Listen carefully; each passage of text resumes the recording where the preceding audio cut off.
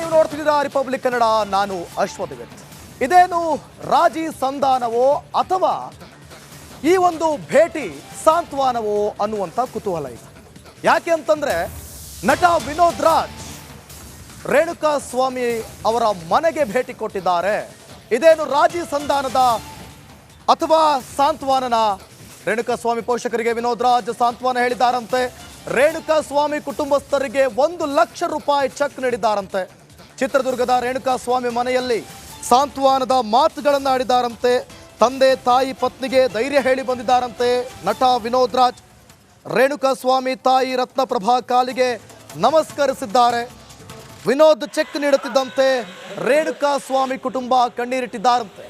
ದೃಶ್ಯದಲ್ಲೂ ಕೂಡ ಗಮನಿಸ್ತಾ ಇದ್ದೀರಿ.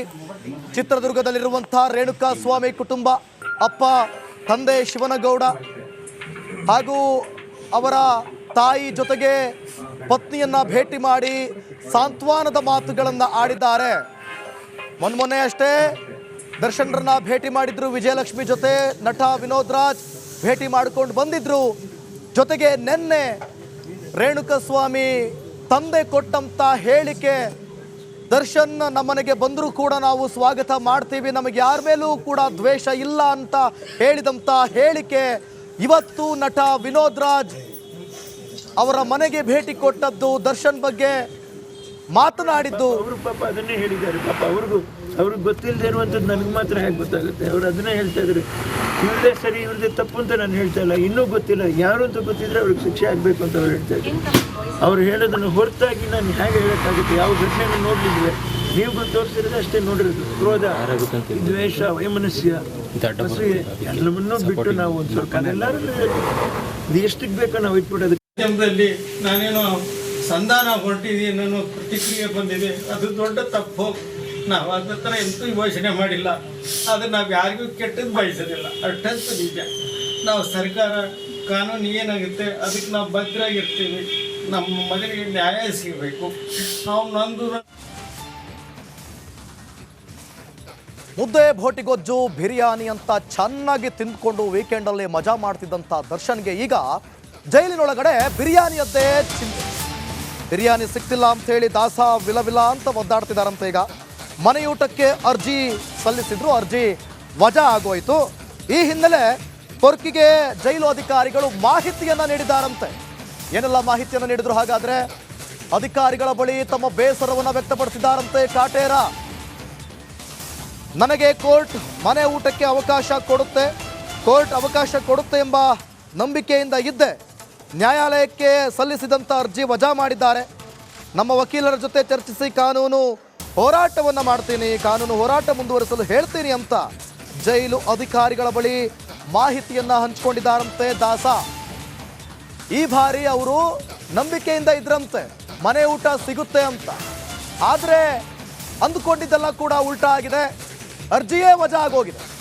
ಸೊ ಈ ಬಗ್ಗೆ ನಾನು ವಕೀಲರ ಜೊತೆ ಚರ್ಚೆ ಮಾಡ್ತೀನಿ, ಚರ್ಚೆ ಮಾಡಿ ಕಾನೂನು ಹೋರಾಟಕ್ಕೆ ಜಯ ಸಿಗುತ್ತೆ ಅಂತ ಹೇಳಿ ಮತ್ತೆ ಈ ಹೋರಾಟವನ್ನು ನಾನು ಮುಂದುವರಿಸ್ತೀನಿ ಅಂತ ಹೇಳಿ ಕಾಟೇರ ಹೇಳ್ಕೊಂಡಿದ್ದಾರಂತೆ.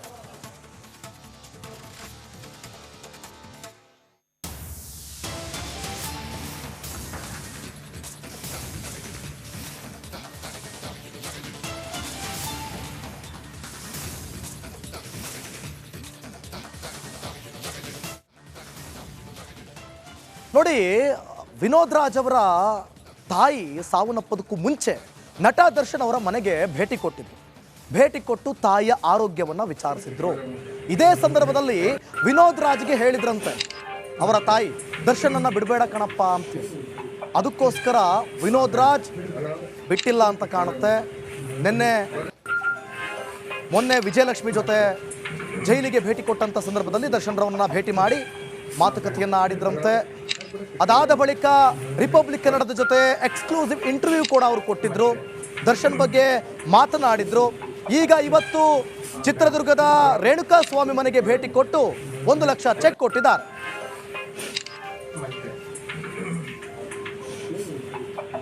ಈ ಬಗ್ಗೆ ಮತ್ತಷ್ಟು ಮಾಹಿತಿಯನ್ನು ಕೊಡ್ತಾರೆ ನಮ್ಮ ಪ್ರತಿನಿಧಿ ವೀರೇಶ್.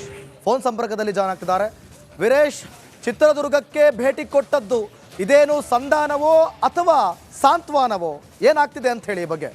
ಖಂಡಿತ ದಿವಿತ್, ಏನಂದ್ರೆ ನಟ ವಿನೋದ್ ರಾಜ್ ಇವತ್ತು ಏನು ಭೇಟಿ ನೀಡಿದ ಒಂದು ಹಿನ್ನೆಲೆ ಏನಂದ್ರೆ ಸಾಂತ್ವನ ಮತ್ತು ಏನು ನೊಂದ ಕುಟುಂಬಕ್ಕೆ ಒಂದು ಆತ್ಮಸ್ಥೈರ್ಯ ಹೇಳುವಂಥ ವಿಚಾರ ಒಂದೇ ಆಗಿತ್ತೆ ವಿನಃ ಯಾವುದೇ ರೀತಿಯಾದಂಥ ಒಂದು ಸಂಧಾನದ ವಿಷಯ ಆಗಲಿ, ಸಂಧಾನವನ್ನ ಪ್ರಶ್ನೆನೇ ಇಲ್ಲಿ ಬಂದಿಲ್ಲ. ಯಾಕಂದ್ರೆ ಪಾರದರ್ಶಕವಾಗಿ ಏನು ಅವರು ನಟ ವಿನೋದ್ ರಾಜ್ ಬಂದಿದ್ರು ಮನೆಗೆ ಮಾಧ್ಯಮದ ಮುಂದೆ ಅವರು ಏನು ಮನೆ ಒಳಗೆ ಇದ್ದ ಹೋದ ನಂತರಕ್ಕೆ ಹೊರಗೆ ಬರೋವರೆಗೂ ಕೂಡ ಮಾಧ್ಯಮದವರ ಮುಂದೆನೇ ಮಾತಾಡಿದ್ರೆ ವಿನಃ ಅವರನ್ನ ಬರೀ ಕುಟುಂಬಸ್ಥರ ಜೊತೆಗೆ ಮಾತ್ರ ಯಾವಾಗೂ ಕೂಡ ಮಾತಾಡಲಿಲ್ಲ. ಯಾಕಂದ್ರೆ ಇಲ್ಲೇ ಗೊತ್ತಾಗುತ್ತೆ ಅವರ ನಟ ಏನು ವಿನೋದ್ ರಾಜ್ ಬಂದಿರೋದು ಸಂಪೂರ್ಣವಾಗಿ ಒಂದು ಸಾಂತ್ವನ ಹೇಳುವ ಮೂಲಕ ಆತ್ಮಸ್ಥೈರ್ಯ ತುಂಬಿ, ಮತ್ತೆ ಎಲ್ಲೋ ಒಂದ್ ಕಡೆ ಲೀಲಾವತಿ ಅಮ್ಮನ್ನ ಕೂಡ ಅವರು ಏನು ಆ ಕುಟುಂಬಸ್ಥರು ನೆನಪಿಸ್ಕೊಂಡ್ರು. ಯಾಕಂದ್ರೆ ನಾವು ಹಿಂದೆ ಲೀಲಾವತಿ ಅವರ ಸಾಕಷ್ಟು ಫಿಲಿಮ್ ಕೂಡ ನೋಡಿದ್ವಿ ಅಂದಾಗ ವಿನೋದ್ ರಾಜ್ ಕೂಡ ಒಂದು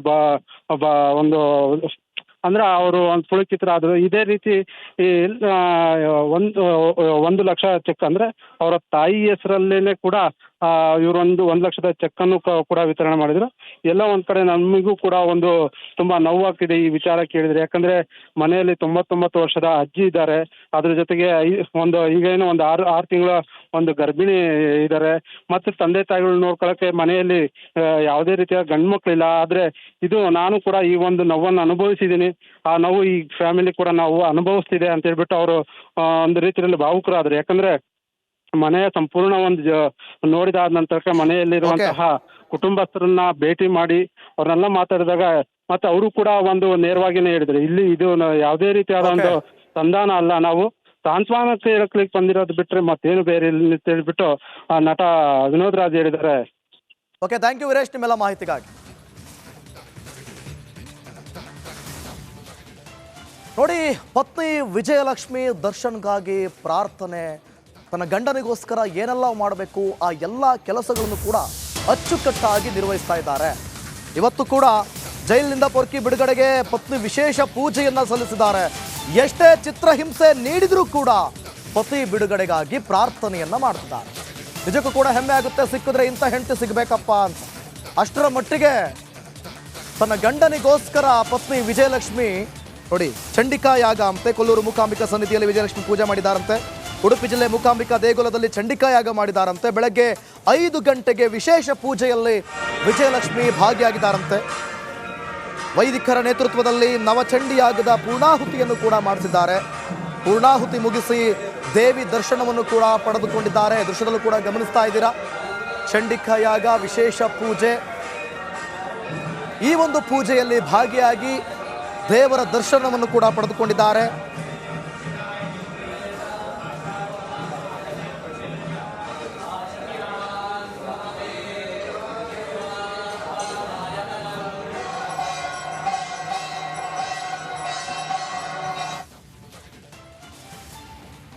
ಪೊರ್ಕಿ ಗ್ಯಾಂಗ್ಗೆ ಈಗ ಸಂಕಷ್ಟದ ಮೇಲೆ ಸಂಕಷ್ಟ ಅಂತ ಹೇಳ್ಬೋದು. ಅವರು ಕೊಟ್ಟಂತ ಹೇಳಿಕೆಗಳು, ವಶಪಡಿಸಿಕೊಂಡಂತಹ ಸಾಕ್ಷ್ಯಗಳು ಇವೇ ಈಗ ದರ್ಶನ್ ಗ್ಯಾಂಗ್ಗೆ ಮುಳ್ಳಾಗೋಯ್ತಾ? ಪೊರ್ಕಿ ಗ್ಯಾಂಗ್ಗೆ ಸಂಕಷ್ಟಗಳ ಸರಮಾಲೆನ ಅನ್ನುವಂಥ ಪ್ರಶ್ನೆ ಈಗ. ಡೆವಿಲ್ ಟೀಮ್ಗೆ 164 ಹೇಳಿಕೆಗಳೇ ಕಂಟಕ. ಈಗಾಗಲೇ 12 ಜನರ ವಿಡಿಯೋ ಹೇಳಿಕೆ ದಾಖಲು ಆಗಿದೆ. ಕಾಮಾಕ್ಷಿ ಪಾಳ್ಯ ಪೊಲೀಸರು ವಿಡಿಯೋ ಹೇಳಿಕೆಯನ್ನ ರೆಕಾರ್ಡ್ ಮಾಡಿಕೊಂಡಿದ್ದಾರೆ. ಜಡ್ಜ್ ಮುಂದೆ CRPC 164 ಅದರ ಅಡಿ 12 ಜನರ ಹೇಳಿಕೆಯನ್ನ ದಾಖಲು ಮಾಡಿಕೊಂಡಿದ್ದಾರಂತೆ. ಕೊಲೆ ಕೇಸ್ನಲ್ಲಿ ಮೇಜರ್ ಸಾಕ್ಷಿಯಾಗುತ್ತೆ ಈ ಹೇಳಿಕೆಗಳು. ಈ ಬಗ್ಗೆ ಮತ್ತಷ್ಟು ಮಾಹಿತಿಯನ್ನು ಕೊಡ್ತಾರೆ ನಮ್ಮ ಪ್ರತಿನಿಧಿ ಅಜಯ್ ಲೈವ್ನಲ್ಲಿ ಜಾಯ್ನ್ ಆಗ್ತಿದ್ದಾರೆ.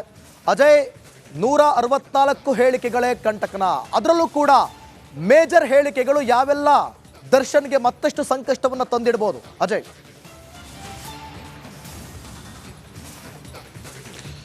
ಖಂಡಿತವಾಗ್ಲೂ ದಿವಿತ್, ಈಗಾಗಲೇ 30ಕ್ಕೂ